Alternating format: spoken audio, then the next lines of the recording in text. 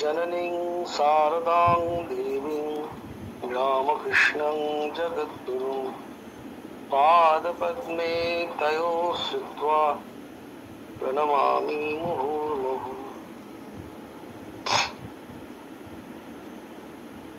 একটি চিঠি লেখার মতন করে এটি উপস্থাপন করেছেন। মা, প্রাণের আকাঙ্ক্ষায় মনের স্বাদে লিখিত তোমার সুখস্মৃতি কথার মূল খাতা হস্তান্তরিত। জনৈক বন্ধুকে পড়তে দিয়ে দেশান্তরে ছিলাম, কয়েক বছর খোঁজ করিনি, ফিরে এসে পেলাম না। এজন্য বন্ধুবর দুঃখিত, কিন্তু আমার মনে বিশেষ আঘাত লাগেনি। কেন? ইচ্ছাময় তারা তুমি, তোমারই তো খেলা সব। বয়স বাড়িবার সঙ্গে সঙ্গে স্মৃতিশক্তি দুর্বল, চিত্রপট ম্লান হয়ে পড়ছে, তোমার স্নেহের ডাক প্রাণে জাগে না, করুণার ছবি অন্তরে ভাসে না পূর্বের মতো। তাই স্মৃতি আরো দুর্বল, আরো ম্লান হয়ে গেলে একেবারে দিশেহারা হয়ে পড়বার ভয়ে দুর্বল স্মৃতির সহায় আবার সংক্ষেপে লিখবার ইচ্ছা করলাম। পূর্বের খাতা নিজের দৃষ্ট শ্রুত বিচ্ছিন্ন ঘটনা বলছিল, এবার তোমার মানব লীলার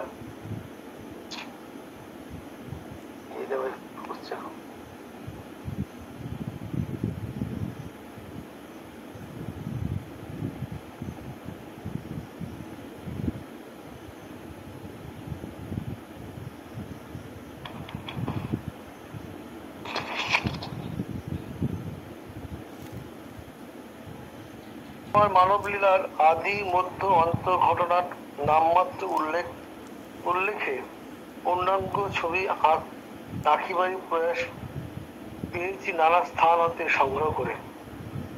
অন্যের নিকট হাসির উদ্রেককর হলেও সন্তানের উদ্যম বাপ মায়ের আদরণীয়। আচ্ছা, যিনি এটা বলছেন যে মহারাজের একটা লেখা ছিল, এটা পরিষ্কার বোঝা যাচ্ছে যে বন্ধুকে দিয়েছিলেন, কোনো কারণবশত সেটি বহুদিন বাইরে ছিলেন, ফিরে এসে দেখছেন সেটা হস্তান্তর, সেটা হারিয়ে গেছে।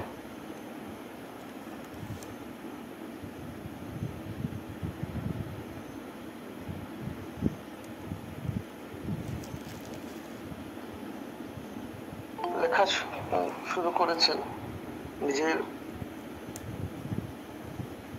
আগেরটা মায়ের সাথে দেখা, বিভিন্ন জায়গার কাছে শুনে বিচ্ছিন্ন ঘটনা থেকে তিনি ওইটি লিখেছিলেন।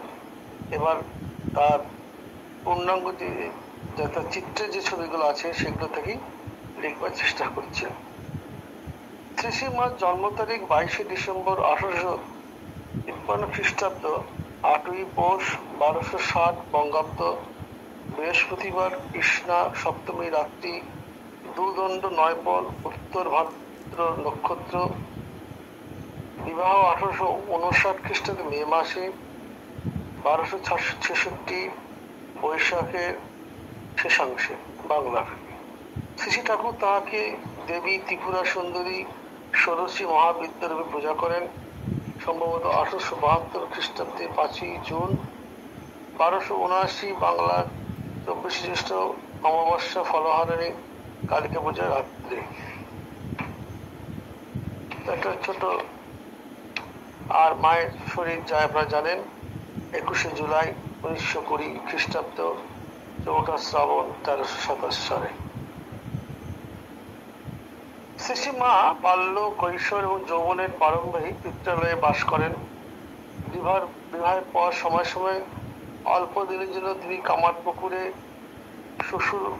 শ্বশুরালয় গমনাগমন হয়েছিল, কিন্তু শ্বশুরালয় তার যে আপ্যায়ন সুখস্মৃতি ছিল না। বিশেষ সেই জন্য বিশেষ করে ঠাকুর শরীর যাওয়ার পর তো সেটা তো আরোই কষ্টকর ছিল। তাই ঠাকুরের কথাতে তিনি কামারপুকুরে থাকবার চেষ্টা করেছেন। ঠাকুর বলেছিলেন, স্বামীর পিঠে ছেড়ো না, শাক বনে খাবে, পর ভাতা ভালো পর ঘোরা ভালো নয়, এই সমস্ত ঠাকুরের বিভিন্ন রকম উক্তি আমরা পাই। তো তাই বলছেন যে মাঝে মধ্যেই, তখন তো অবশ্য বাচ্চা মেয়ে ছিলেন তিনি, একদমই যখন তার বিয়ে হয় 5+, 6 কিছু কম। তারপর যৌবনে দক্ষিণেশ্বরে গমন এবং শ্রী ঠাকুরের লীলা সংবরণের কাল পর্যন্ত তাহারের সঙ্গে একত্র দক্ষিণেশ্বরে বসবাস। মধ্যে মধ্যে দেশে কামারপুকুর জয়রামবাড়িতে আসা যাওয়া করতেন। যখন ঠাকুর কামারপুকুরে যেতেন, মাকে জয়রামবাড়ি থেকে আনিয়ে নিতেন এবং সেই অবসরে তিনি মাকে আধ্যাত্মিক শিক্ষা দীক্ষা দিতেন এবং পরবর্তীকালে দক্ষিণেশ্বর সেটা তার পূর্ণাঙ্গ রূপ নেয়। ঠাকুরের অসুখের সময় শ্যামপুকুরে ও কাশীপুরে অত্যন্ত অসুবিধার মধ্যে বাস করে অতি সেবায় নিরতা ছিলেন। ঠাকুরের দেহত্যাগের পর দেহঘর কাশী দর্শন করে বৃন্দাবন যান এবং তথায় কালাবাবুর কুঞ্জে প্রায় 1 বৎসর বাস করেন। সেই সময় পদব্রজে ব্রজ পরিক্রমা, লীলাস্থান সমূহ দর্শন, কঠোর তপশ্চরণ করেছিলেন এবং সেখানে হরিদ্বার, ঋষিকেশ দর্শনে গিয়েছিলেন। বৎসরখানেক পরে জয়পুর, পুষ্কর ও প্রয়াগ দর্শনান্তর বাংলাদেশে ফিরে কামারপুকুরে বাস করেন। পুষ্করে যখন মা গেছিলেন, পুষ্করে এখনকার যাওয়ার মতন অতটা সহজসাধ্য ছিল না। তবু আমি যখন গেছিলাম তখনও বেশ কষ্ট করে যেতে হয়েছিল। একটা অঞ্চলে আছে যে মোটামুটি পাথরের উপর হামাগুড়ি দিয়ে যেতে হয়, সিঁড়িগুলো সেরকম নেই। তো সেই অবস্থা মা যে কিভাবে গেছিলেন সে বুঝতে পারছেন। মা যেহেতু এই পুষ্করে যে পর্বতে, সাবিত্রী পর্বতে মা গেছিলেন, তো সেখানে আমাদের জয়পুর থেকে ওখানে একটি মায়ের একটি মূর্তি বসানো হয়েছে, যেহেতু মা ওখানে গেছিলেন। আমরা যখন গেছিলাম তখন সেটা দেখিনি, মায়ের ছবি ঘরটার ভেতরে ছিল।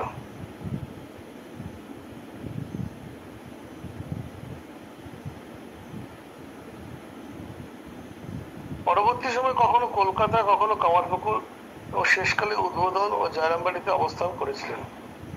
কোঠারে ও কৈলোয়ারে ভক্ত অগ্রণী বলরামবাবুর পুত্র রামবাবুর ভক্তি ও প্রার্থনায় কিছুদিন বায়ু পরিবর্তনে গেছিলেন। কোঠারে এবং কৈলারে ভক্তদের মধ্যে তিনি অগ্রণী আমরা জানি, বলরাম বসুকে আমরা জানি। ঠাকুর বলরাম বসুর মানে বলতেন, কলকাতা গেলে বলরাম বসুর বাড়িতে যেতেন। ঠাকুর বলছেন 100 বারের উপরে ওর বাড়িতে গেছি। বলরাম হচ্ছে বাড়িতে জগন্নাথের পুজো হয়, জগতের অন্ন ওখানে ভোগ হয়, তাই ওখানকার অন্ন অত্যন্ত শুদ্ধ। ঠাকুর বাইরে কারো অন্ন খেতে পারতেন না, তো কিন্তু ওনাদের ওখানে অন্ন গ্রহণ করতেন। যেহেতু জগন্নাথের নিত্য পুজো আছে, তাই বলরাম বসু বাড়িতে তিনি অন্ন গ্রহণ করতেন। আর আমরা দেখতে পাচ্ছি যখন আমরা আগের দিন পড়ছিলাম, যখন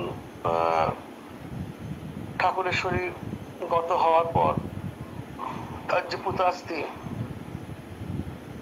সেটা নিয়ে একটু গৃহস্থ, ভক্ত এবং ত্যাগী সন্তানদের মধ্যে একটা দ্বৈত অবস্থা, দ্বন্দ্বময় অবস্থা একটা সৃষ্টি হয়েছিল, দ্বন্দ্বমূলক অবস্থা। রামবাবুর নেতৃত্বে সেটি কাশীপুর থেকে ওনার যে স্থান, এখন যেটি আমাদের আশ্রম হয়েছে, তো সেখানে নিয়ে যাওয়ার কথা হয়েছে। তো এদিকে নিরঞ্জন মহারাজ আর রামকৃষ্ণানন্দজি, রামকৃষ্ণ তখন শশী মহারাজ, এনারা কিছুতেই ছাড়বেন না, যেটা বর্তমানে জগদ্দান মঠ বলা হচ্ছে। তো সেখানে নিজের কথা হয়েছে জগদ্দানে। তখন আমরা জানি পড়েছিলাম, আগের দিন আলোচনা করছিলাম, নরেন্দ্রনাথ মধ্যস্থতা করে সেটিকে ওনাদের হাতে হস্তান্তর করে দেওয়া হোক বলে তিনি সিদ্ধান্ত দেন। নরেন্দ্র যেহেতু বলেছে সুতরাং কিউয়ান সেটাকে বিরক্তি আর কেউ করেনি। কিন্তু এদিকে আরেকটি কলস কিনে নিয়ে এসে আমাদের নিরঞ্জন এবং শশী তার অর্ধেকের বেশি প্রত্যেকে ছাই এবং অস্থি বার করে নিয়ে সেটি কোথায় রাখবে? এই বলরাম বসু বাড়িতে। তাই বলা হচ্ছে, বলা হয়েছে যে অগ্রণী, হ্যাঁ অগ্রণী কথা বলা হয়েছে, যে ভক্তদের মধ্যে অগ্রণী বলরাম বসু, তারই পুত্র রামবাবু। এবং মাকে কাশীপুরে যখন ঠাকুরের শরীর যাওয়ার পর আর যে আগস্ট মাসটা শেষ হলো, তখন আর ভক্তরা বললো আর তো ভাড়া গোনার কোনো প্রয়োজন নেই, সুতরাং ঠাকুর চলে গেছে, আর কি দরকার, মা কোথায় থাকবে কারোর কোনো কোনো মানে অ্যাকচুয়ালি তাদের নজরে তো তিনি ছিলেন অবতার পুরুষের স্ত্রী বা শ্রীরামকৃষ্ণদেবের স্ত্রী। তো সেই অর্থে যেটা ঠাকুর নারী মর্যাদা যেভাবে দিয়েছেন, তার স্ত্রীকে আমাদের কাছে দেবীর রূপে তুলে দিয়ে গেছেন, সেটা তখনও তাদের মনের মধ্যে সে ভাবটা জাগেনি।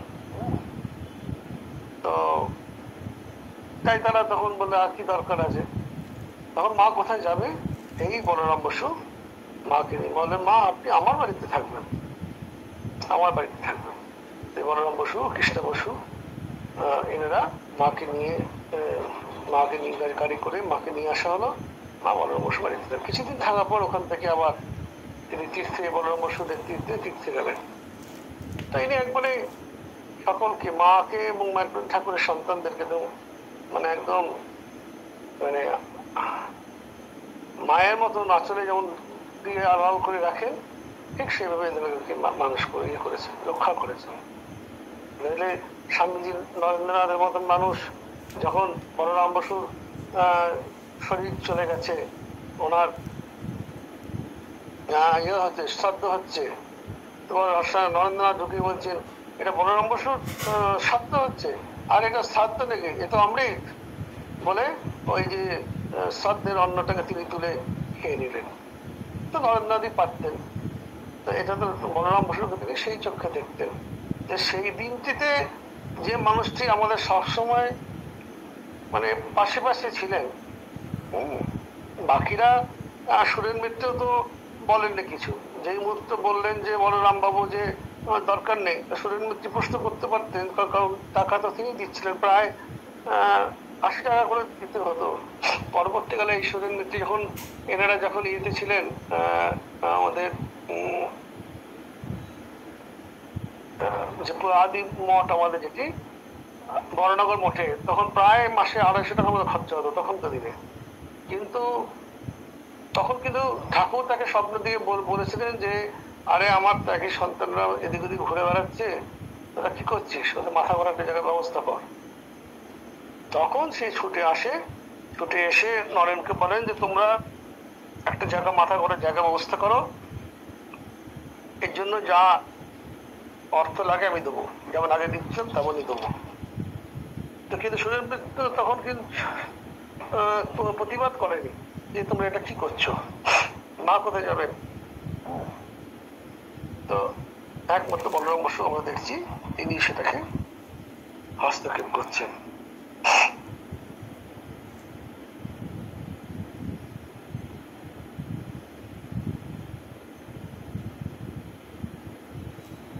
বলরামবাবু পুত্র রামবাবুর ভক্তি ও প্রার্থনা কিছুদিন বায়ু পরিবর্তনে গিয়েছিলেন।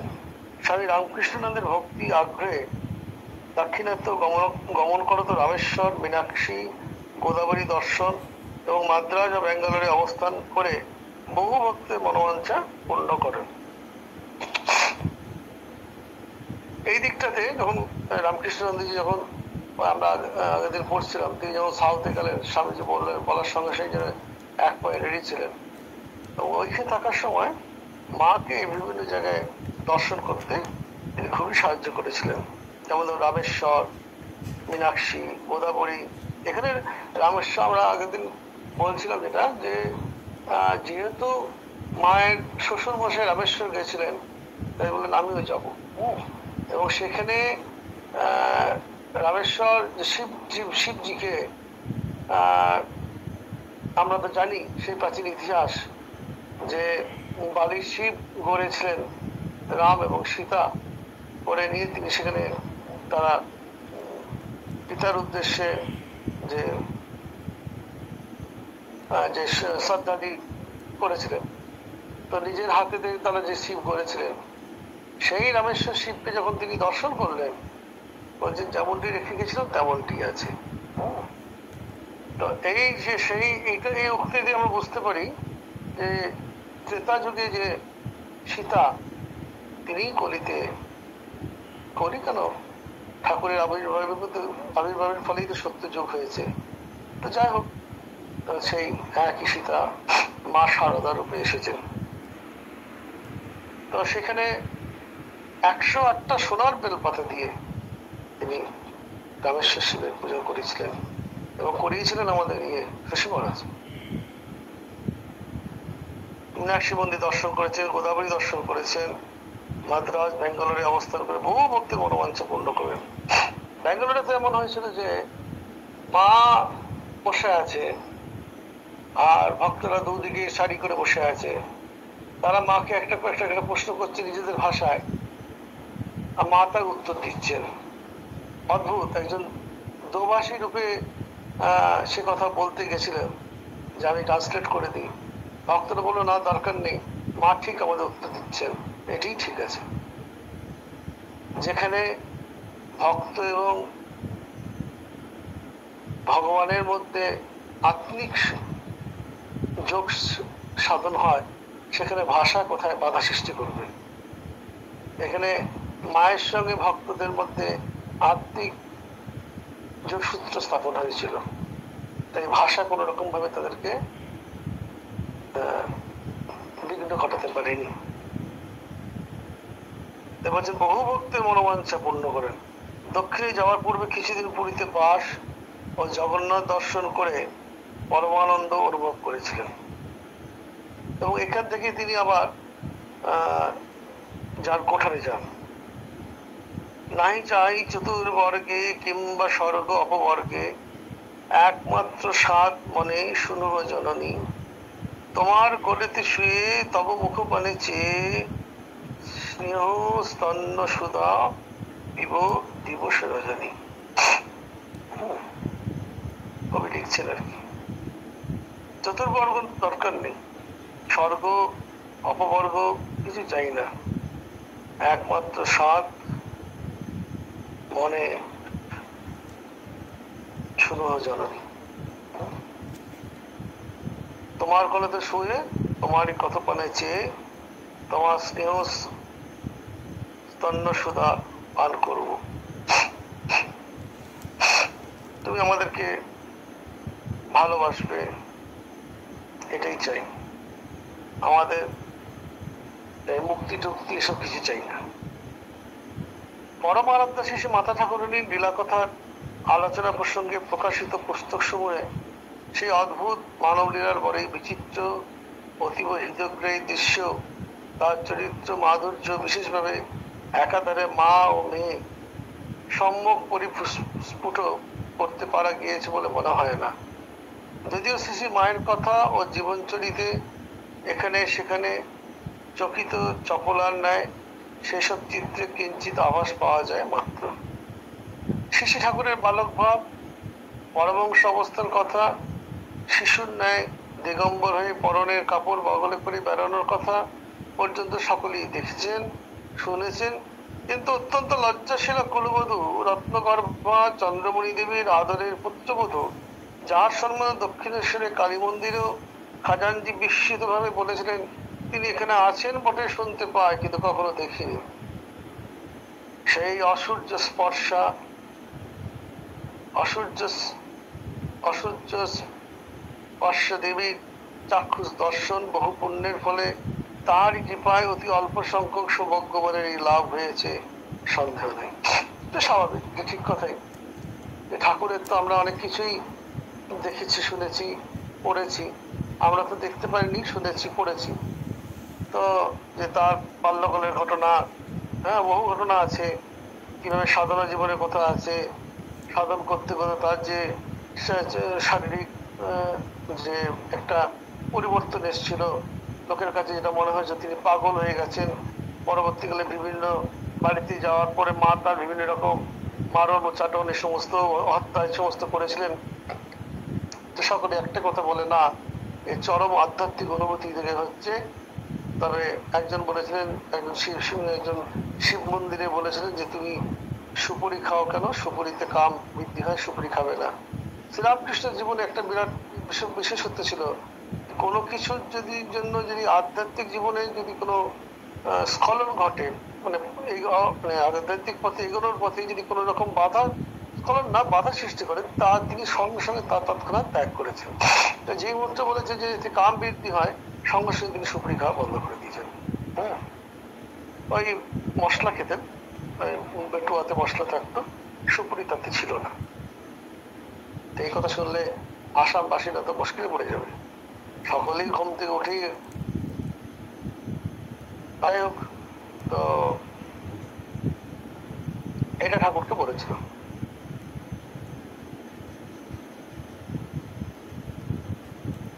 তো কিন্তু মায়ের কথা কেউ কেউ জানতোই না।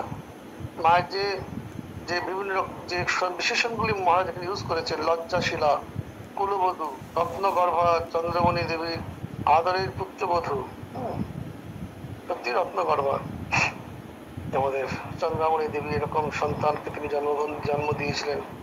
কত মানুষকে তিনি আজকে আমাদেরকেও তিনি উদ্ধার করছেন। তো আমরা তারই আশ্রয়ে আছি। যার সঙ্গে দক্ষিণেশ্বরী কালী মন্দিরে খাজানজি বলে জিজ্ঞেস করেছে যে হ্যাঁ সেটা পরমংশ তুমি স্ত্রী আছে শুনেছি, কিন্তু কখনো চোখে দেখিনি।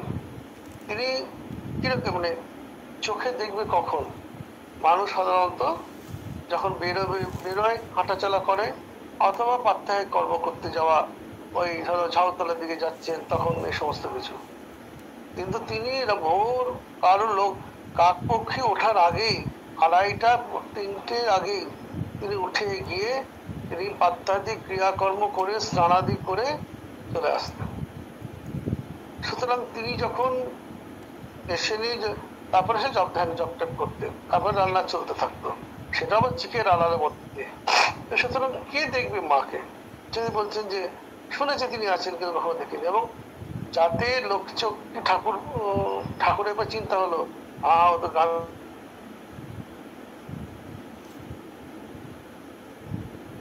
কি হবে, ঠাকুর মা তো শুনে তো অবাক, হায় হায় ঠাকুর এই কথা ভাবছে, তাহলে তো তিনি যা ভাবেন মা তো তাকে তাই দর্শন প্রার্থনা করছেন যে মা তুমি আমার লাজ রক্ষা কর। হ্যাঁ, কারণ তিনি সত্যি সত্যি কারণ নজরে কখনো পড়েননি। তাই সকলে তিনি যেন সূর্যের দ্বারা যিনি স্পর্শ হননি, সূর্যের রেখার দ্বারা যিনি স্পর্শ হননি, সেই রকম ছিলেন মা আমাদের। সুতরাং এই মহিলাকে যারা যারা দেখেছে চোখে, তারা খুব কম জনই মানুষ। যেমন লাটুকে ঠাকুর নিয়ে এসেছিলেন, নাও এই ছেলেটি তোমার হাতে হাতে হাতে হাতে 5 মাস খাটবে, 1 নম্বর।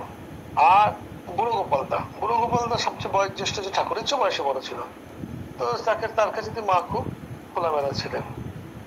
আর বলতে ব্যাস এই দুজন পুরুষের মধ্যে এই দুজন, আর বাকিদের কাছে তিনি ঘোমটার আড়ালেই থাকতেন।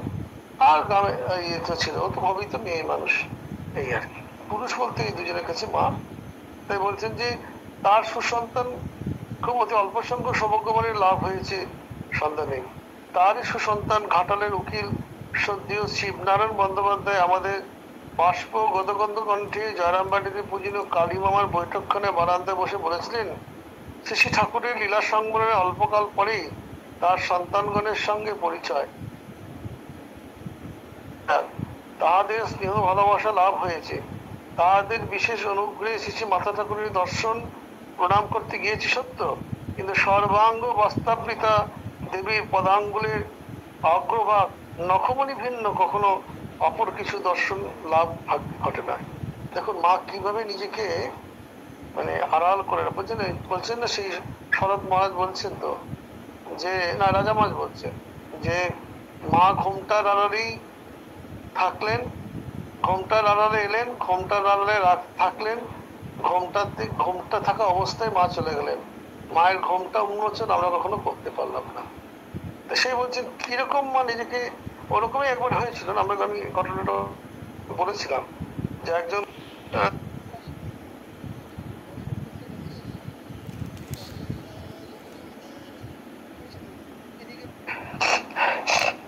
এই ভদ্রলোককে মাস্টার মশাই বলেছেন যা মাকে, লক্ষ্মী নিবাসের বাড়িতে আছে, যা মাকে দেখে এসো। আর তার সঙ্গে সঙ্গে আরেকজন ভদ্রলোক শুনেছিল, তিনি ওদের সঙ্গে গেছিলেন, তিনি গেছিলেন পরমহংসদেবের স্ত্রীকে দেখতে। তো পরমহংসদেবের স্ত্রীকে তো যে দেখার যে মানুষ, যে নজর, আর মাকে দেখবো যে নজর, দুটোর মধ্যে কখনো এক হতে পারে না। তাই তার ওই দুটো মানুষ একসঙ্গে গেছে বলে মা সেখানে তাদের কাছে নিজেকে উন্মোচন করেননি, দেখাই দেননি। তারা কি দেখেছিল, একটা সাদা কাপড়ের বস্তার পুটুলির মতন কিছু যেন একটা সিঁড়ি ওখানে রাখা আছে, উল্টো দিক করে মা বসছিলেন। যেমন এখানে বলছে, একদম ছবির মতন করে বলে দিয়েছেন যে তার সত্য, কিন্তু সর্বাঙ্গ বস্ত্রাবৃত দেবীর পদ অঙ্গুলের অগ্রভাগ নখমণি ভিন্ন কখনো, আর এটা তো সামনে ছিল তাই নখটা দেখতে পেয়েছে, তো পিছন দিকে দোতলায় আছে, ওখানে কি করে দেখবে, তাই বস্তা ছিল কিছু দেখিনি। পরের দিন যখন গেছেন আবার মাস্টারমশাইকে যখন জানতে পারলেন, বললেন তুমি কখনো এরকম ভাববে না, তোমার সঙ্গে ওই মানুষটি ছিল বলে তুমি মা তোমাকে দর্শন দেয়নি। সামনের দিন আবার আগামীকাল ভালো করে স্নান টান করে ফুল মিষ্টান্ন কিনে মাকে দর্শন করতে যায়। তুমি তো মাকে দর্শন করতে গেছিলে, কিন্তু তোমার সঙ্গে যেহেতু আরেকজন গেছিল বলে তোমার দর্শন হয়নি। কাউকে নেবে না, একাঠি যাবে এবং মাকে দর্শন করতে যাচ্ছে বলে এরকম ভাবে যাবে। তখন দেখছেন মা দরজার, লক্ষ্মী পরিবেশে দরজার বাইরে দাঁড়িয়ে অপেক্ষা করছেন কখন সন্তান, বিদেশ থেকে যেন সন্তান আসার খবর পেলে মা যেমন দৌড়ে দাঁড়িয়ে থাকেন, ঠিক ওইভাবে মা এখানে দৌড়ে দাঁড়িয়েছিলেন এবং তাকে সাদরে অভ্যর্থনা করলেন। তারপর অনেক আমি বলেছিলাম, সেদিকে আমি যাচ্ছি না। তো এইটা হচ্ছে যে মাকে দেখতে পাওয়াটা খুব দুর্লভ ছিল। শরৎ মহারাজ তাই বলছেন যে আমি যেন মায়ের ভাসুর। তো সেই শরৎ মহারাজের দুঃখটা মা মিটিয়ে দিয়েছিলেন, যে শেষ সময় যখন মায়ের খুব শরীর খারাপ, তখন শরৎ মহারাজের গায়ে খুব ঠান্ডা ছিল, বলছে যে বেলে মাছের রক্তের মতো খুব ঠান্ডা, বেলে মাছের মতো ঠান্ডা ছিল, মায়ের সারা শরীর জ্বলছে। বলছে বাবা জলদি যদি ইয়ে খোলো তো, আমার হাতগুলো তোমার পিঠে দিয়ে একটু জ্বালাটা জ্বলাই। ওই মা তাকে কৃপা করছেন, স্পর্শ করতে দিচ্ছেন। আমাদের শরৎ মহারাজ তো মায়ের ছিলেন, তিনি বাসুকি, মা বলতেন আমার বাসুকি, যেখানে জল পড়ছে সেখানেই ছাতা হচ্ছে ওর কাছে। তো সুতরাং একবার মহারাজগণের সঙ্গে হাওড়া স্টেশনে গিয়েছিলাম তাকে গাড়িতে উঠায় দিতে। মা কামারপুকুর জয়রামবাটি দেশে যাবেন। গাড়ি দেরি হওয়ায় ওয়েটিং রুমে বসে তিনি শ্রী ঠাকুরের পূজা করেন। সেই সময় ঘটনাচক্রের দরজা ঈষৎ উন্মুক্ত হওয়ায় বালিকার ন্যায় পূজাসনে উপবিষ্টা মাতৃমূর্তির দর্শন পেয়ে বিমোহিত হয়েছিলাম। তারপর আর একবার মহারাজগণের সঙ্গে কামারপুকুরে আসি, শ্রী মাও তখন সেখানে উপস্থিত। আমরা সকলে বারান্দায় বসিয়া প্রসাদ পাইতেছি। ভক্তবশযুক্ত গিরিশচন্দ্র ঘোষ মহাশয় বসে আছেন। মা ঘরের ভিতর বসে দরজা ফাঁক দিয়ে সন্তানদের খাওয়া দর্শন করছে, আহার দেখছে, কথাবার্তা বলতে বলতে আনন্দে সকলে ভোজন করছেন। হঠাৎ আমার দৃষ্টি ঘরের ভিতরে আকৃষ্ট হলো। আমি দরজার সম্মুখে বসেছিলাম। মায়ের মূর্তি দেখে আমি বিস্মিত পুলকিত হয়ে আর ভুলে সেই দিকে তাকিয়ে রইলাম। হঠাৎ গিরিশবাবু উচ্চকণ্ঠে রব শুনলাম, দেখেছ বামুনের কাণ্ড, কোন দিকে চেয়ে আছে? হুঁশ আসলো, মস্তক অবনত হলো, আজ চোখ তুলে চাইতে পারলাম না। কিন্তু ভাই, হৃদয়ে সে স্নেহময়ীর মূর্তি চিরকালের জন্য অঙ্কিত হয়ে গেল। তারপর বহুকাল পর এখানে মাকে পেয়ে, কথাবার্তা বলে, মার হাতে প্রসাদ পেয়ে, খেয়ে, স্নেহ মমতা আস্বাদন করে এখন প্রাণ জুড়াইছে, ভরপুর হয়েছে। জয়রামবাটিতেই মাকে ঠিক ঠিক আপনার মায়ের মতোই পেয়েছে। কারণ মায়ের কাছে জয়রামবাটি অত্যন্ত স্বাচ্ছন্দ্য ছিল। কলকাতা যখন আসতেন মা একদম নিজেকে আটোসাটো করে রাখতেন, বাবুদের জায়গা, নিজেকে সবসময় ঘোমটার আড়ালে রাখতেন। কিন্তু সেই মানুষটি যখন জয়রামবাটি যেতেন একদম প্রাণ খোলা, ছোটাছুটি করছেন। গিরিশ বাবু গেছেন, মা তার জন্য সকালবেলা ভোরে উঠে যাচ্ছেন। কিন্তু গিরিশ আমার বেডটি খায়, মা লোকের বাড়িতে ভিক্ষা করে দুধ চেয়ে নিয়ে এসে মা তার জন্য চা করছেন। তো এইসবগুলো আমি মাকে দেখেছি। মাকে আমরা পাচ্ছি এইভাবেই। তো এখানেই সেই, আর গিরিশবাবু ওইটি বলেছেন, কারণ গিরিশবাবু একবার যখন মা তখন বাগবাজারে নিজের বাড়ির ছাদে ছিলেন, দোতলায়, ওখানে থাকতেন, মায়ের ঘর ছিল। তো ছাদে গেছিলেন গিরিশবাবুর স্ত্রী, ওই তিনিও ছাদে ভ্রমণ করছিলেন। গিরিশবাবু স্ত্রী বলেছেন, হয় দেখো মাকে। গিরিশবাবুর সঙ্গে সঙ্গে মুখটা লুকিয়ে নিয়েছেন, বলছেন না, এই লুকিয়ে লুকিয়ে মাকে আমি দেখবো না। আমার, কারণ তিনি নিজে মনে করতেন যে আমার দৃষ্টিটায়, কারণ যে জীবনটা একটু অন্যরকম ভাবে বিচরণ করেছেন, তো পরবর্তীকালে ঠাকুরের কৃপায় তিনি উতরে গেছেন। তো বলছেন আমার এই পাপ নেত্র দিয়ে মাকে তখন মায়ের দর্শন করবো না, দেখেননি। তো এই যে সারদা, আমাদের সারদা সানন্দজি তিনি দেখছেন মাকে, তখন বলছেন দেখেছে বাবু রে কাণ্ড, কোন দিকে চেয়ে আছে। তিনি মাকে দেখছেন, তিনি তো অন্য দৃষ্টিতে মাকে দেখেছেন, মাকে দেখতে পেয়েছে, সুযোগ পেয়েছেন, দেখছেন। তাই বলছে আজ কিন্তু সেই দৃষ্টি আজও তার হৃদয়ে অঙ্কিত হয়ে আছে, প্রাণ জুড়িয়ে আছে, ভরপুর হয়ে আছে। পরে পেয়েছেন, মমতা আস্বাদন পেয়েছেন, তখন সেটা আরো ভরপুর হয়ে গেছে। তাই বলছেন তো জয়রামবাটিতেই মাকে ঠিক ঠিক আপনার মায়ের মতোই পেয়েছি।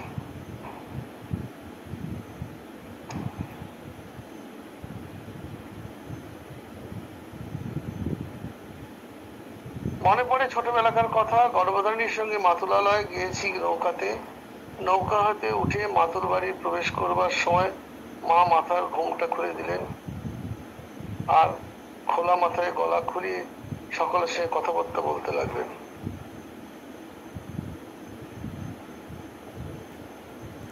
আমি বিস্মিত হয়ে তার মুখের দিকে চেয়ে রইলাম।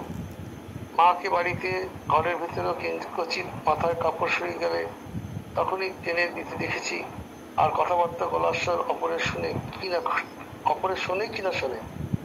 কোনো বিশেষ কারণে পাশের বাড়িতে গেলে ঘুমটা তো বুকের উপর নেমে আসবেই, আবার সঙ্গে একজন সঙ্গী থাকবে, আর গলার স্বর কেউই শুনতে পাবে না, কথা বললে কানের কাছে মুখ নিয়ে চুপি চুপি মৃদু সরে। তাই আমি নতুন দৃশ্যে অবাক হয়ে তার মুখের দিকে চেয়ে থাকতাম, আর যখনই সুবিধা পেতাম মাথার কাপড় টেনে ঘুমটা পরিয়ে দিতাম। মাসিমারা হাসতেন, মা হাসিয়া বুকে জড়িয়ে ধরে বলতেন আমার শ্বশুর বাড়ির লোক ঘুমটা খোলা দেখতে পারে না। বাস্তবে ঘুমটা খোলা মাকে দেখলে আমার কেমন ধরো লাগতো, মাকে ছোট মেয়ে মনে হতো। ইয়ার পরে দেখলাম দ্বিতীয় শ্বশুর ঘর হতে বাপের বাড়িতে আসে ঘুমটা খুলে ফেলেন, পল্লীতে বেড়ান, স্বাধীনভাবে কথাবার্তা বলে বেড়ান, পড়শির সঙ্গে আমাদের ভাইদের মতো নিঃসংকোচে। তখন ধীরে ধীরে বুঝলাম বাপের ঘরে মেয়েরা বউ মানুষ নয়, ঝিয়ারি, কন্যাভাবেই তাহাদের অন্তরে সদা বিদ্যমান থাকে। এই যে মায়ের যে নিঃসংকোচে জয়রামবাটিতে ভ্রমণ করার, সেটা মহারাজ তার পূর্বাশ্রমে মা বোনদের সঙ্গে একটা কম্পারিজন এখানে তুলে ধরেছেন। তার মাকেও তিনি দেখেছেন যে যখন মাতুল হয়ে গেছে নৌকাতে যাচ্ছে, তখন মায়ের ঘুমটা খুলে ফেলেছেন, বেশ গলা বেশ উচ্চ কথা জোরে বলতেন। মা তিনি জয়রামবাটিতে তিনি মা অত্যন্ত স্বচ্ছন্দে থাকতেন। তো সেই জন্যই তিনি সেই বরাবর দেখে আসছে মা ঘুমটা, তাই যখন মায়ের ঘুমটা সরে যেত, এই মা বলতে তার গর্ভধারী মায়ের কথা, এখানে দুটোর সঙ্গে গুলি ফেললে চলবে না। গর্ভধারী মায়ের যখন ঘুমটা সরে যেত তিনি ঘুমটা দিয়ে দিতেন। তার মা বলতেন ও আমার শ্বশুর বাড়ির লোক গো, ঘুমটা খোলা দেখতে পারে না। হ্যাঁ, তো তারপর দিদিরা শ্বশুর বাড়ি গেল, দিদিরা যখন বাপের বাড়িতে আসতো, তখন তাদেরও দেখেছি ঘুমটা ঘুরে ঘুরে ফিরতে। স্বাচ্ছন্দ্যে আগে যেমন একসঙ্গে ছোটবেলায় ভাইদের সঙ্গে নিঃসঙ্গে খেলাধুলা করতেন, সেরকম তাদের মতো নিঃসঙ্গে ব্যবহার করছেন। তাই তখন মহারাজ এই কনক্লুশনে আসছেন যে ধীরে ধীরে বুঝলাম বাপের ঘরে মেয়েরা বউ মানুষ নয়, ঝিয়ারি অর্থাৎ বাড়ির মেয়ে। কন্যা ভাবই তাদের অন্তরে সদা বিদ্যমান থাকে। কখন বাপের বাড়ি যাব একটা প্রাণ খুলে ইয়ে নেবো, অক্সিজেন নেবো। এবং বাপের বাড়িতে এলেই দেখা যায় যে মেয়েরা ওই যেন সংসারের যাবতীয় যে জোয়ার টেনে যায়, বাপের বাড়িতে গেলেই সমস্ত যেন কোথায় ঢেলা পড়ে যায়, সব ঘুমাতে থাকে। আমি আমাদের দিদিদেরও দেখেছি, যে ঘর শ্বশুরবাড়ি থেকে আসতো এসে কেবল ঘুমতো। আর তোরা কি ঘুমোতে পারছ না নাকি, কথা বলিস এই আমার যেন তো যেন সব ঝাড়া হাত পা হয়ে যায়, তাই কেবল ঘুমতো। তো রত্নপ্রসবনী দিদি ঠাকুরানী শ্যামাসুন্দরীর আদরণী মেয়ে সারু সারি সারদা বাপের ঘরে জয়রাম বাড়িতে চিরকালই কন্যারূপে বাস করতে ভালোবাসেন। তাই মাতুলালা এসে ভক্ত সন্তানগণ তার সেই কমনীয় বালিকা ভাব ও নিঃসংকোচ ব্যবহারে বিস্মিত মোহিত হতো। দেখেছি যে মানুষটাকে দেখেছে একবারে ঘোমটা লালালে কলকাতায় থাকছেন, সেই মানুষটা একবারে জয়রাম বাড়ি উল্টো একদম সব নিঃসংকোচ ব্যবহার করছেন, তার সঙ্গে অবাক হয়ে যেত। অখিল ব্রহ্মাণ্ড ভাণ্ডোদ্দরীর কি বিচিত্র দিলাই না নরলোকে প্রত্যক্ষ করিয়াছে। সরলা পল্লীবালা দরিদ্র পণ্য কুঠির স্নিগ্ধ স্নেহচন্দ্রিমার আলোতে আলোকিত করে রেখেছেন। যেই আসিতেছে ধনী দরিদ্র পণ্ডিত মূর্খ বাল বৃদ্ধ স্ত্রী পুরুষ সকলেই সেই স্নেহ কিরণে আপ্লুত পরিতৃপ্ত হয়ে ভাবছে, কে এই বালিকা রূপিণী দেবী না মানবী, মা না মেয়ে। তো সুতরাং এই যে মায়ের এই যে রূপকে যে বিভিন্ন রকম পরিবেশ অনুযায়ী মা নিজেকে যে পরিবর্তন করছেন, মায়ের পর পরিবর্তন হচ্ছে। তাই বলছেন যে এই অখিল ব্রহ্মাণ্ড ভাণ্ডোদ্দরী কি, তিনি তো তার হাতেই তো সব। তাই বলছে কি বিচিত্র দিলাই না নরলোকে প্রত্যক্ষ করিয়াছে।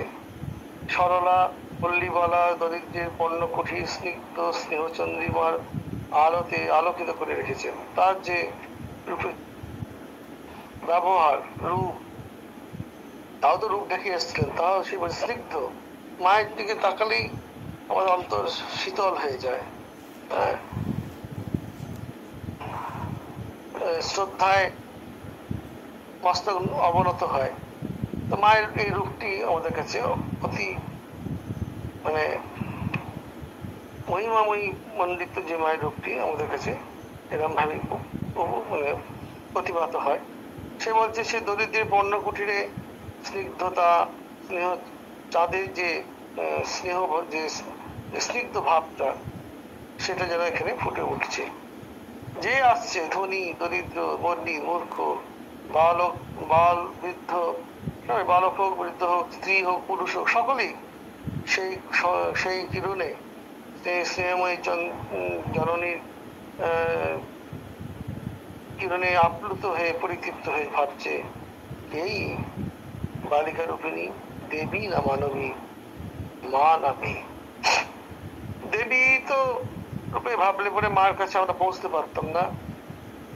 সত্যি সত্যি মায়ের এটাই হচ্ছে, এত সাধারণ ভাবে নিজেকে আমাদের কাছে তুলে ধরেছেন। এটাই মায়ের ছিল সবচেয়ে বড় অসাধারণত্ব। নিজের অসাধারণত্বটাকে ভালোবাসা স্নেহ দিয়ে এটাকে এমন ভাবে তিনি ঢেকে রেখেছিলেন এবং সাধারণ পল্লীবালা মেয়ের মতন আমাদের কাছে উপস্থাপন করেছিলেন, যখন আমাদের কখনো বুঝতেই দেননি যে আমি সেই যে দুর্গা কালী তোমরা বলো সেই একই মহামায়া, সেগুলো কখনো বুঝতে দেননি তিনি। মনে হয়েছে তাই মাকে সংসারে যখন কাজ করছেন দেখে মনে হয়েছে মায়ের কি মায়া, একদম সাধারণ নিজের ঘরের মানুষের মতন মনে হয়েছে। তো এটাই হচ্ছে মায়ের অসাধারণত্ব ছিল। মায়ের অসাধারণত্বকে সাধারণের ইয়ে দিয়ে আবরণে যাকে ঢেকে এমন ভাবে আমাদের কাছে উপস্থাপন করেছিলেন, ওটাই হচ্ছে মায়ের অসাধারণ। তাই আমরা মাকে এত কাছে পেয়েছি। তাহলে মা যদি সবসময় নিজের রূপটাকে তুলে ধরতেন আমাদেরকে, হয়তো তাৎক্ষণিক আমরা সেই সময় মায়ের কাছে যেতাম, তারপরে বাপরে বাপরে আছে বেঁচেছি, বাবা মেয়ে দেবীর কি রূপ, কি ছটা, ও যেতে পারবো না। যেমন অর্জুন বলেছিল ভগবান বিষ্ণুকে, তোমার এই রূপ সংবরণ করো, তুমি আমার কাছে যে সখা রূপে যে বলছিলে সেই মানুষ সেই রূপে তুমি দর্শন দাও। এই রূপ দেখা যায় না। হ্যাঁ, চক্ষু দিলে, প্রেমের চক্ষু দিয়ে ঠাকুর বলছেন, প্রেমের চক্ষু প্রেমের শরীর হলে তবেই সে বিশ্ব দর্শন করা যায়। দিলেও পেরেও কিন্তু তবু দেখতে তিনি চাইছেন না। তিনি চাইছেন যেমনটি আমরা যেমন দুই বন্ধুর মতন গল্প করি, যেমন সেই সখা রূপে তোমাকে পেতে চাই। সেই মা যদি এরকম আমাদের কাছে বারবারই দেখা দিতেন, মাকে কথা শুনছে না, মা বলছে আরে যা না বাবা, নিয়ে না, দুটো ফুল নিয়ে না, পারবো না, যা না বাবা যা না। ঠাকুরকে যেমন বলছেন পান সাজতে বলছেন, বলছে পারবো না, রাখাল বলছে পারবো না। লাটু রেগে যাচ্ছে, ঠাকুর বলছেন যে ও রাখাল এটা একে ঠিক ঠিক বুঝেছে, তাই সে এত জোর খাটাতে পারছে। এই হচ্ছে এনাদের অসাধারণ। কখনো নিজের মহিমাকে, নিজের যে পাওয়ার, আমরা অনেক সময় একটু সঙ্গে সঙ্গে এক্সাক্ট করি, হ্যাঁ যে মানলি না আমাকে মানতে পারলি না, এইটা নয়। এইটা তিনি কখনো আমার করছেন না। সব সময় তাদেরকে সেটাই দিয়ে, ভালোবাসা দিয়ে তাদেরকে জয় করছে। এইটা হচ্ছে এনাদের অসাধারণত্ব। সেটাই আমাদেরকে শিখতে হবে, যে মা ঠাকুরদের এই ব্যবহারটা। তো আজকে এইটুকুই থাকুক, আমরা আগের দিন আবার এখান থেকেই শুরু করব। আমরা একটা টেক্সট আমি ধরে নিয়েছি, টেক্সটটা না ধরে সেখানে সেই টেক্সট করতে করতে টেক্সটে বিভিন্ন রকম আলোচনা আসবে তখন, কিন্তু টেক্সটটা না ধরে গেলে না কোনো একটা খেয়েই থাকে না। সেজন্য আমরা এটা অসাধারণ বই একটি, শ্রী মায়ের স্মৃতিকথা, শারদানন্দজি। আমি যখন কালিদা মহারাজের কাছে আমি দর্শন হয় আমি মহারাজ তখন পুরুলিয়ায় এসেছিলেন, তখন কালিদা মহারাজের কাছে গেছিলাম। তো উনি যেহেতু মায়ের শিষ্য ছিলেন আদিনাথানন্দ, ওনাকে দেখে ওনার সঙ্গে একসঙ্গে আমি একই গাড়িতে করে গেছি, 5 দিন ওনার সঙ্গে সঙ্গ করেছি। সেই সৌভাগ্য আমার হয়েছিল। সেই সূত্রে আমার গুরুর সান্নিধ্যে আসা, গুরুর সেবা করার সুযোগও পেয়েছিলাম। তো যাই হোক, তিনি তাকে বলেছিলেন মা, আপনি তো মাকে দেখেছেন, মায়ের সঙ্গে কিছু কথা বলেন। দেখো, মায়ের কাছে আমি দীক্ষা নিয়েছি, মাকে দেখেছি ঠিক আছে, কিন্তু ওই দীক্ষাটুকুই আমার তার সঙ্গ বলতে পারো, এর চেয়ে বেশি আমার কিছু মায়ের সঙ্গে স্মৃতি তেমন কিছু নেই। তুমি যদি মায়ের স্মৃতি জানতে চাও তাহলে তুমি শারদেশানন্দজি জীবনী মায়ের স্মৃতি কথা পড়ো, হ্যাঁ, গৌরী শারদেশানন্দজি এদের স্মৃতি কথা পড়ো। তো সেটাই আমি তখন তখনই পড়েছিলাম। তো এটাই ভাবলাম যে আপনাদের কাছে এই বইটা নিয়ে আপনাদের কাছে একটা ধারাবাহিকভাবে আমরা আলোচনা করবো। আজ এখানে এই থাকুক।